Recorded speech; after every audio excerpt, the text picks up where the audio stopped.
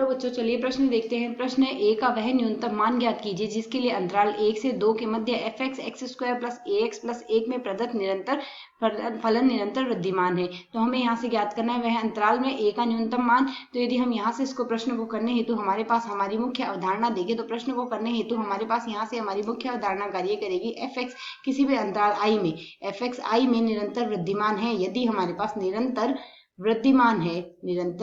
वृद्धिमान है, यदि हमारे पास यहाँ से f' अर्थात f का x के सापेक्ष जो अवकलन आता है वह धनात्मक आ जाए i अंतराल के अंदर। तो यदि हम यहाँ से देखें इस फलन में हमें f(x) बराबर क्या दिया गया है, x² प्लस ax प्लस 1 दिया गया है। तो यदि हम यहाँ से f' ज्ञात करें अर्थात f का x के सापेक्ष अवकलन, तो x की घात n का अवकलन जब हम x के सापेक्ष करेंगे तो हमारे पास मान आ जाएगा यहाँ से n x की घात n-1। तो यदि हम यहाँ से सरल करें मान आएगा 2x प्लस 1 गुणा 1 प्लस हमारे पास नियत का अवकलन आएगा 0। इसे यदि हम सरल करें तो यह आ जाएगा 2x प्लस a। अब हमें प्रश्न के अनुसार ज्ञात करना है यहाँ से निरंतर वृद्धिमान के लिए।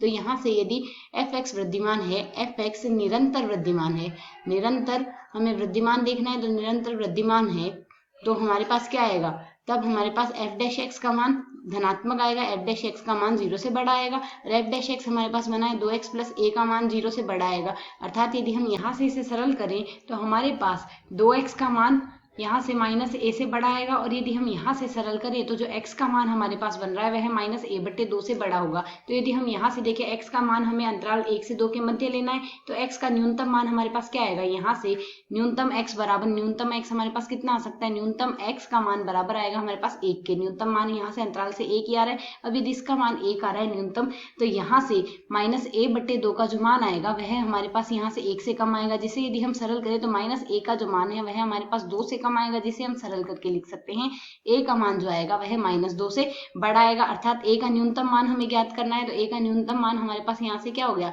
a का न्यूनतम मान -2 आएगा। तो यदि हम यहाँ से इसका हल लिखना चाहें तो यहाँ से a का न्यूनतम मान हम यहाँ से लिख सकते हैं, a का न्यूनतम मान बराबर आ जाएगा हमारे पास यहाँ से -2, जिसमें हमारे पास यह फलन निरंतर वृद्धिमान है। आशा है समझ आए। धन्यवाद।